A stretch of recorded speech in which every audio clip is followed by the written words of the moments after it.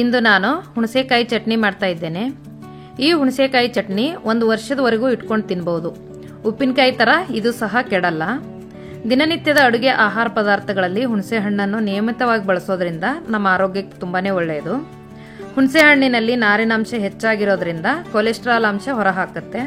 ಹಾಗಾಗಿ ದಿನನಿತ್ಯದ ಅಡುಗೆಯಲ್ಲಿ ನಾವು ಹುಣಸೆ ಹಣ್ಣನ್ನ ಬಳಸೋದು ತುಂಬಾನೇ ಒಳ್ಳೆಯದು। ಹಾಗಾದ್ರೆ ಬನ್ನಿ ಈ ಹುಣಸೆಕಾಯಿ ಚಟ್ನಿ ಹೇಗೆ ಮಾಡೋದೆಂದು ತಿಳಿಯಲು ಈ ವಿಡಿಯೋ ಪೂರ್ತಿಯಾಗಿ ನೋಡಿ। ಆದರೆ ಅದಕ್ಕೂ ಮೊದಲು ನಮಸ್ಕಾರ, ಪಾಕಶಾಸ್ತ್ರ ಚಾನೆಲ್ಗೆ ಸ್ವಾಗತ। ನಾನು ಸುರೇಖಾ ತಳವಾರ್।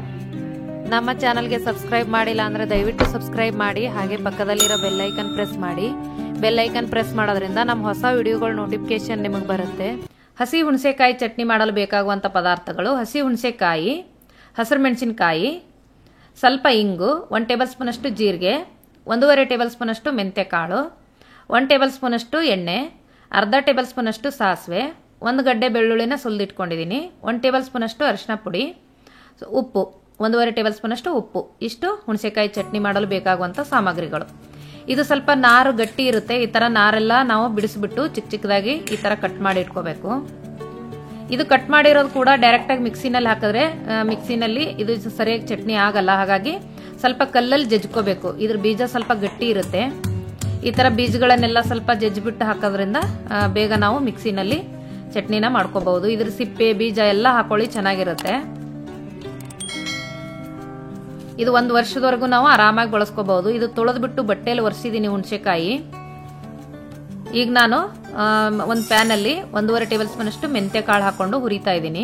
ಸ್ವಲ್ಪ ಹುರಿದಾದ್ಮೇಲೆ ಈಗ ಜೀರಿಗೆ ಹಾಕೋಬೇಕು। ಎರಡು ಕೂಡ ಚೆನ್ನಾಗಿ ಸ್ವಲ್ಪ ಹುರ್ಕೋಬೇಕು। 1 ನಿಮಿಷ ನಾನು ಹುರಿದಿದ್ದೀನಿ ನೋಡಿ। ಈ ತರ ಸ್ವಲ್ಪ ಕಲರ್ ಚೇಂಜ್ ಆಗೋವರೆಗೂ ಹುರ್ಕೋಬೇಕು।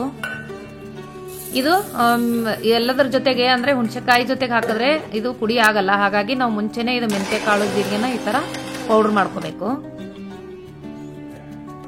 ನೋಡಿ। ಮೆಂತ್ಯ ಜೀರಿಗೆ ಪೌಡರ್ ರೆಡಿ ಆಯ್ತು। ಇದೇ ಮಿಕ್ಸಿ ಜಾರ್ಗೆ ನಾವೀಗ ಕುಟ್ಟಿಟ್ಟಿರೋ ಹುಣಸೆಕಾಯಿನ ಹಾಕೊಳ್ಳೋಣ।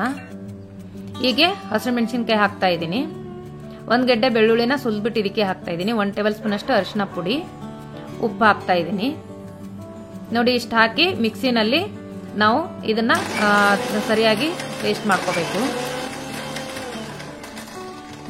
ಇದಕ್ಕೆ ನೀರಿನಂಶ ಇರಬಾರ್ದು, ಹಾಗೇನೆ ನಾವು ಇದನ್ನ ಪೇಸ್ಟ್ ಮಾಡ್ಕೋಬೇಕು ನೋಡಿ। ಈ ತರ ಹುಣಸೆಕಾಯಿ ಚಟ್ನಿ ರೆಡಿ ಆಯ್ತು। ಈಗ ನಾನು ಒಗ್ಗರಣೆ ಮಾಡ್ತಾ ಇದ್ದೀನಿ। ಈ ಹುಣಸೆಕಾಯಿ ಚಟ್ನಿನ ನಾವು ಎತ್ತಿಟ್ಬಿಟ್ಟು ನಮ್ಗೆ ಎಷ್ಟು ಬಳಸಕ್ ಬೇಕೋ ಅಷ್ಟಷ್ಟೇ ತಗೊಂಡು ಒಗ್ಗರಣೆ ಹಾಕೋಬಹುದು ನೋಡಿ। ಸ್ವಲ್ಪ ಸಾಸಿವೆ, ಸ್ವಲ್ಪ ಹಿಂಗ ಹಾಕ್ಬಿಟ್ಟು ನಾನು ಒಗ್ಗರಣೆ ಮಾಡ್ತಾ ಇದ್ದೀನಿ। ಈ ಒಗ್ಗರಣೆ ಸ್ವಲ್ಪ ತಣ್ಣಗಾದ್ಮೇಲೆ ಇದಕ್ಕೆ ಮಿಕ್ಸ್ ಮಾಡ್ಕೋಬೇಕು ನೋಡಿ। ರುಚಿಕರವಾದ ಹುಣಸೆಕಾಯಿ ಚಟ್ನಿ ರೆಡಿ ಆಯ್ತು। ನೀವು ಕೂಡ ನಿಮ್ಮ ಮನೇಲಿ ಟ್ರೈ ಮಾಡಿ, ಮಾಡೋದು ಕೂಡ ಸುಲಭ ಇದೆ। 1 ವರ್ಷದವರೆಗೂ ಕೆಡಲ್ಲ, ಇಟ್ಬಿಟ್ಟು ಉಪ್ಪಿನಕಾಯಿ ತರ ಬಳಸ್ಕೋಬಹುದು। ಈ ವಿಡಿಯೋ ನಿಮಗೆ ಇಷ್ಟವಾದರೆ ಲೈಕ್ ಮಾಡಿ, ಶೇರ್ ಮಾಡಿ, ಸಬ್ಸ್ಕ್ರೈಬ್ ಮಾಡಿ, ಹಾಗೆ ಪಕ್ಕದಲ್ಲಿರೋ ಬೆಲ್ ಐಕನ್ ಪ್ರೆಸ್ ಮಾಡಿ। ಧನ್ಯವಾದಗಳು।